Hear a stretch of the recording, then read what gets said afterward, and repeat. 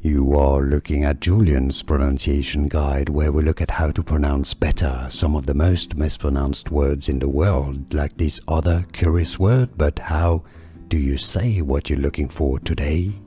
Let's learn once and for all how to pronounce those two words that are probably some of the two most confusing words in the English vocabulary. If you want to learn more vocabulary, make sure to stay tuned. I'll link to a few more videos for you at the end. The top word here is pronounced as comb.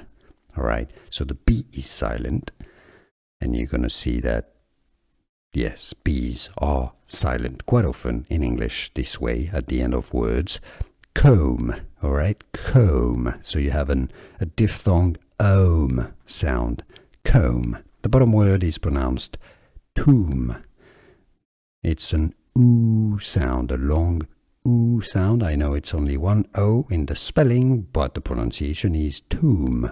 The B is silent again. Comb is your top word here. Comb. Do you know what a comb is? Let's break down. It's a tool essentially for your hair, right? So for stripping your hair, dressing the hair. Comb. The bottom word is tomb. And that's where you bury people. Comb versus tomb. Did you get this? Was this any useful? Let me know in the comments.